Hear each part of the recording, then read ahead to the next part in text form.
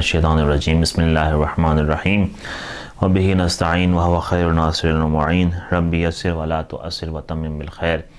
اللہم صل علی فاطمة وابیہا وبعلہا وبنیہا والسر المستودع فیہا بعدد ما احاط بہ علمک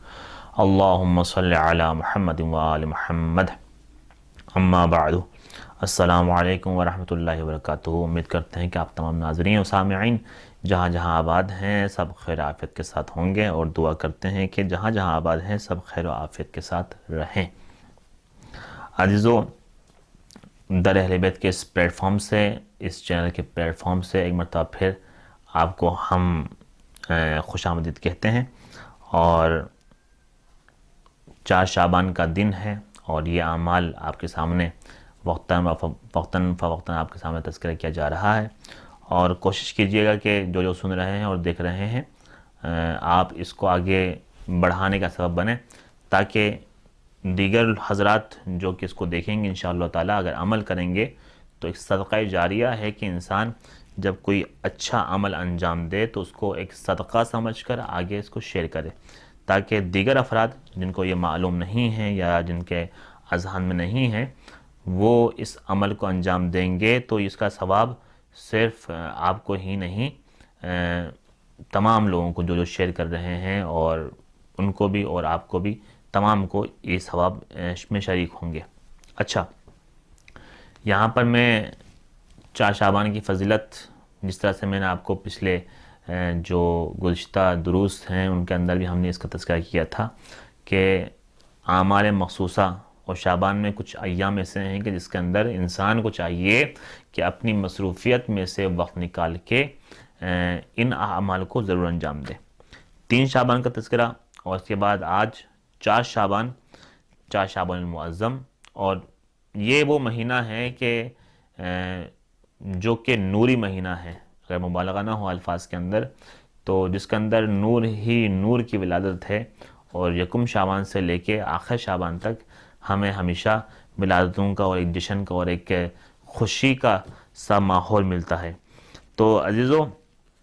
4 شعبان بذات خود فضیلت، اور اس سے بڑھ کر فضیلت یہ ہے کہ جس میں قمر بنی ہاشم علمبردار لشکر حسینی ابو الفضل العباس حضرت عباس علیہ السلام کی ولادت باسعادت کا دن ہے، اور جناب عباس علیہ السلام جیسی ہستی کی جب ولادت کا دن ہے تو اس سے بافضیلت اور دن کیا ہو سکتا ہے۔ تو پروردگار عالم نے مولا کائنات کی فرمائش، مولا کائنات کی دعاؤں کا صدقہ ان کو فرزند عطا کیا کہ جس کے بارے میں امیر المومنین کا یہ قول ملتا ہے کہ جب جناب عقیل سے کہا کہ اے میرے برادر عقیل، میں یہ چاہتا ہوں کہ میرا ایک فرزند ہو جو کہ بہادر اور شجاع ہو، جس طرح سے شجاعت میں، بہادری میں، لشکر کی سالاری میں اللہ کے رسول کے لیے تھا، اسی طرح میں چاہتا ہوں کہ میرے فرزند حسین کے لیے ایک سالار ہو جو کہ حسین کے ہر مشکل میں کام آئے۔ اللہ اکبر۔ اور اسی طرز میں جب ہم ولادت کی بات کرتے ہیں تو جناب عقیل جاتے ہیں، اور جب رشتہ ازدواج کا پیغام لے کے جاتے ہیں، اس میں ایک اور یہاں پر میں ایک اور چیز کا تذکرہ کرتا چلوں کہ جناب امیر المؤمنین خلیفہ وقت ہیں اس وقت، اور خود بھی اگر پیغام بھیج دیتے،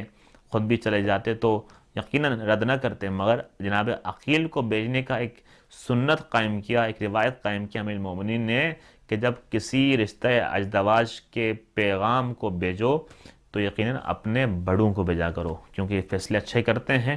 اور بڑوں کو بھیجنے کا مقصد یہی ہے کہ وہ جائیں اور جو فیصلے ہوں، جو بڑے فیصلے کرتے ہیں اس کے اندر بلائی ہو۔ اور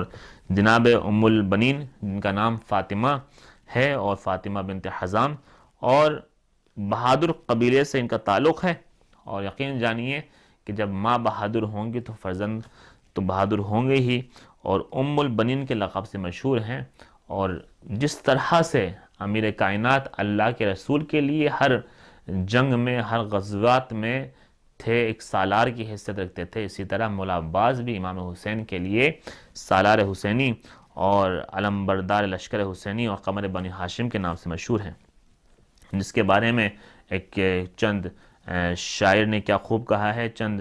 مصرع آپ کے سامنے پیش کروں کہ حضرت عباس شاہ لافتہ کے شعر ہیں، حضرت عباس شاہ لافتہ کے شعر ہیں، خندق و خیبر کے وہ یہ کربلا کے شعر ہیں، کیوں نہ ہوں ہر جنگ میں یہ مثل حیدر فتح یاب، کیوں نہ ہو ہر جنگ میں یہ مثل حیدر فتح یاب، وہ خدا کے شعر ہیں اور یہ خدا کے شعر ہیں۔ تو اگر ہم انہی مصروں کو دیکھیں تو شاعر نے جناب عباس علیہ السلام کے تمام فضیلتوں کو انہی چند مصروں میں عرض کیا۔ اچھا، ایک تو جناب عباس کی ولادت ہے، اور اس میں کوشش کریں کہ آپ اگر روزے میں ہیں تو بہترین، اور ولادت کا دن ہے، جشن کا سماں ہے، اور کوشش کریں کہ جب جشن کا ماحول ہو تو اپنے گھر میں دعوت کا اہتمام کریں۔ اور میں بار بار ایک لفظ کا تذکرہ کر رہا ہوں، دعوت کا اس لیے کر رہا ہوں کہ مومن کو کھانا کھلانا بھی عبادت ہے۔ اچھا، اس دن حضرت عباس علمدار کی زیارت پڑھیں، اور اگر آپ کربلا معلیٰ میں ہوں حرم حضرت عباس میں جائیے زیارت پڑھیں، اور اگر نہیں ہیں تو اپنے گھر میں حضرت عباس کی زیارت پڑھیں۔ پروردگار عالم جناب حضرت عباس علیہ السلام کے وسیلے سے انشاءاللہ تعالیٰ آپ کی زیارت ضرور قبول کریں گے۔ اچھا، زیارت حضرت ابوالفضل عباس آپ کو عموماً ہر کتاب میں مل جائے گی، انشاءاللہ ہم تلاوت کر رہے ہیں، اور جو ناظرین و سامعین سن رہے ہیں تو کوشش کیجیے گا کہ ساتھ ساتھ تلاوت کرتے رہیں تاکہ آپ بھی ثواب میں شامل ہو سکیں۔ السلام علیکہ، بسم اللہ الرحمن الرحیم، السلام علیکہ یا ابا الفضل العباس، سلام ہو آپ پر اے ابو الفضل العباس، السلام علیکہ ایہا العبد الصالح، سلام ہو آپ پر اے صالح ترین انسان، اللہ اکبر، المطیع للہ ولرسولہ ولامیر المؤمنین ولاخیہ، آپ اللہ کے فرما بردار، اس کے رسول کے فرما بردار، امیر المؤمنین کے فرما بردار، اور اپنے بھائی امام حسین کے فرما بردار ہیں، المواسی لاخیہ، اور اپنے پر جان قربان کرنے والا، السلام علیکہ یا ابن امیر المؤمنین، سلام ہو آپ پر اے امیر المؤمنین کے فرزند، السلام علیکہ یا ابن یعصوب الدین ورحمۃ اللہ وبرکاتہ، آپ پر سلام ہو آپ پر اے دین کے سردار کے فرزند، اور اللہ کی رحمتیں اور برکتیں ہوں، اللہ اکبر۔ اچھا، یہاں پر ایک چیز میں تذکرہ کرتا رہا ہوں عزیزو، کہ کوئی بھی چیز، چاہے آپ قرآن کی تلاوت کر رہے ہوں، چاہے آپ دعاؤں کی تلاوت کر رہے ہوں، چاہے آپ زیارت، دعاؤں اور بالخصوص صحیفہ کاملہ اور نہج البلاغہ کی تلاوت کر رہے ہوں، تو کوشش کیجئے گا کہ ترجمے کے ساتھ پڑھیں،